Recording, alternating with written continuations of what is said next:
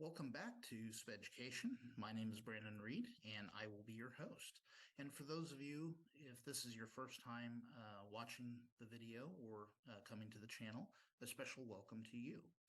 So today we're going to be talking about a new topic, and at the end of the topic, I will provide you with some information, some resources that you can use if you're interested in that. So without further ado, let's dive into today's lesson. Today's lesson: how long does it take for your child to be evaluated for special education? So let's start off with, you believe your child has a learning disability and want him tested. What do? And how long does it take? The first thing that you need to do is make a request. Once you've made the request, the school has 10 days to respond in a written statement. The written notice must inform the parent whether the school intends to conduct the evaluation. It also must describe the information the school used to make its decision. It also must explain the reason for the decision. And it must advise the parent of procedural safeguard protections. Basically, that's your right as a parent. And they must provide a list of sources to contact for help in understanding special education rules. And all of this, again, is provided by navigating the course, finding your way through Indiana Special Education Rules, page 11, 2019. And this resource is provided in the description of today's video. Now, notice that it says Indiana Special Education Rules. If you are watching this in another state, then chances are this may not necessarily apply to you, but I would advise you to reach out to your state's Department of Education for information related to special education. Okay, that's it, right? No. If the school agrees to the request, then they must provide the parent with a list of items. If the school intends to conduct the educational evaluation, the notice must include the evaluation timeline, how long it's going to take, a description of the evaluation procedures, how the parent may obtain a copy of the evaluation report, or schedule a meeting to discuss the results of the educational evaluation prior to the case conference committee meeting. The school must also provide the parent with written consent. The written consent allows the school to conduct the educational evaluation. However, the school does not require parental consent for the following items: reviewing the existing data that is part of the evaluation. So this may include grades, discipline reports, test scores, etc. Also, administering tests or other evaluations administered to all students, unless parental consent is required for all students. So what does this mean? Well, basically this means that if the student is taking the NWEA, if they are taking the iLearn test, if they're taking the iRead test, any of those tests that are given to all students, they can use that data in the evaluation. So that's what they mean by administering tests. Screen students if school personnel is using the information to determine appropriate instructional strategies. So for this basically means that the school personnel is using information to determine what are some of the best strategies for the student. If they're already doing this, they can use that information in the evaluation. And then collect progress monitoring data as part of the response to intervention process. So if your child is in the process of being evaluated, chances are the school has already identified some issues or some problems that may pertain to your child. And so they may have conducted an RTI, a response to intervention, which means that they are basically providing you with information related to the interventions that they've tried already.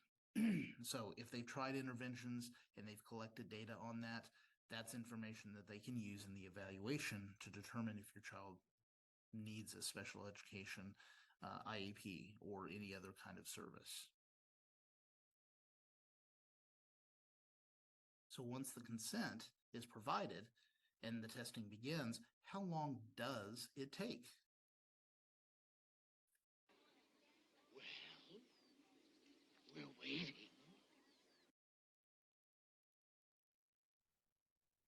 The testing must be completed within 50 days. However, a copy of the evaluation report must be provided 5 days before the case conference committee meeting.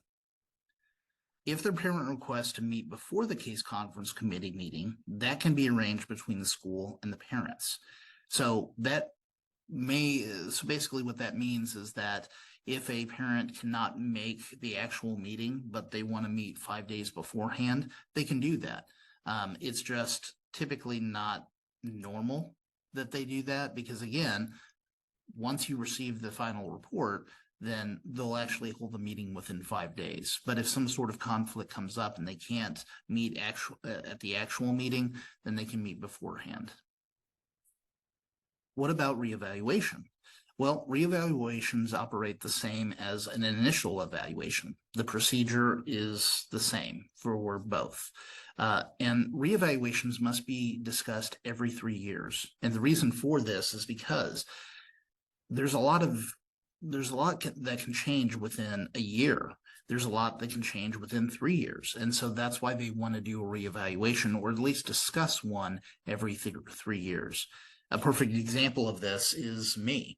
When I was in elementary school, I was initially diagnosed as MIMH, mildly mentally handicapped. However, if they would have never done a reevaluation on me, then chances are that would have still been my label. However, because they discuss this every 3 years, when I was reevaluated, they discovered that I wasn't MIMH. In fact, I was actually specific learning disability. So that's why they do the reevaluation, to determine if there are any changes to the student's disability or to the services that are being provided. What if you disagree with the results of the evaluation? Well, then the parent can request an IEE, which stands for Independent Educational Evaluation, at the public's expense. Now, when they say at the public's expense, that means that the school will pay for it. If the school agrees to this, then they will pay for the independent educational evaluation. And then once the independent educational evaluation is completed, the parent doesn't have to share that with the school if they don't want to. Now, this is kind of uncommon because if they are requesting this, then that means that they disagree with the results of the school's evaluation. And they probably want to get their child special ed services. So if an IE is completed, then most likely the parent's going to share that with the school because, again, they want to show that this independent educational evaluation determined that my child does have a disability and that it does affect their learning. So any kind of evidence that the parent can share to get their child help, they're going to share it. However, if the school refuses to pay for the independent educational evaluation, then they must go through a due process hearing. There's that key word again, due process hearing. Now, that means that lawyers get involved. And the reason that they would do this is to show that the evaluation that was done by the school was appropriate. However, again, in the 15 years that I've taught, I've never had a parent disagree with the evaluation results of the school. So that brings us to the end of today's lesson. Now, next week, we will talk about what is the difference between an IEP and a 504? Because let's say that your child does not qualify for special ed services under an IEP. However, the committee does agree that there are some needs that the student needs to be provided. So even though they may not qualify for an IEP, they may qualify for a 504. And you're probably wondering, well, what's the difference between the two? Well, we'll talk about that next week. And if you liked what you saw today, please click the like button. And if you want updates on future videos, feel free to click the subscribe button and ring the bell for updates on future videos. And as always, if you have questions, feel free to post those in the comments, and make sure that you share this channel with others, because again, the purpose of this channel is to inform parents about special education, to make sure that they understand their rights. So the more that you share it, the more parents can be informed. And until next time, class dismissed.